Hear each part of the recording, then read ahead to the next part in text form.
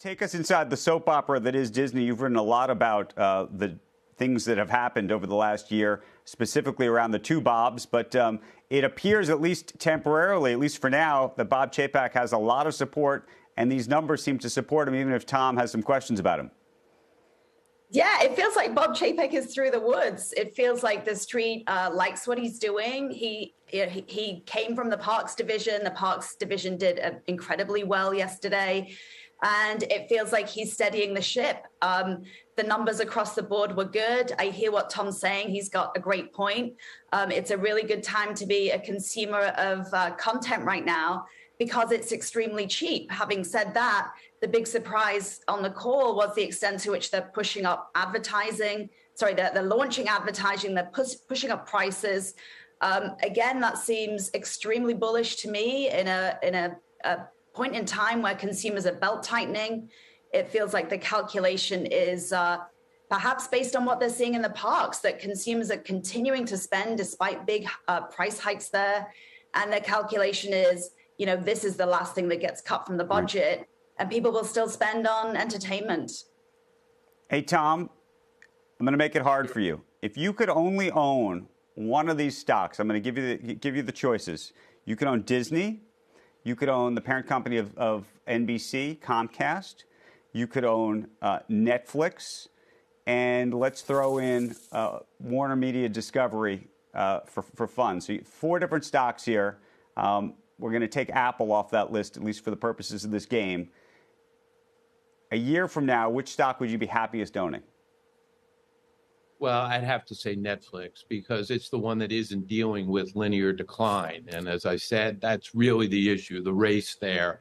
And Netflix is freed of that. Can we talk about advertising 1 second? Because everybody on all these streaming calls have talked about their ad tier. Well, Hulu today is the leader in terms of a streaming service providing an ad tier. But for the 3rd quarter in a row, I think, Hulu advertising revenue per subscriber has declined. The leader in streaming advertising, but their advertising per subscriber has declined. Something's wrong there. That's even before we're getting hit with the advertising recession and all the decline that people are talking about for advertising that could result.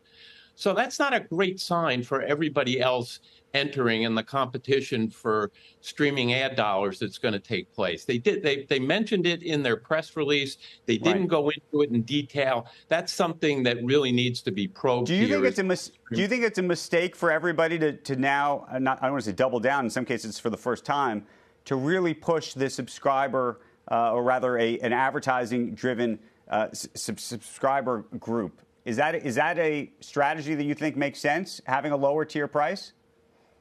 Yes, I think giving consumers choice at a lower price makes sense. I think that it kind of recreates some of the worst aspects of the traditional television viewing experience. But if viewers are willing to tolerate it and pay less, that's fine. The question I'm raising is all this competition of new streaming inventory that's going to come forward.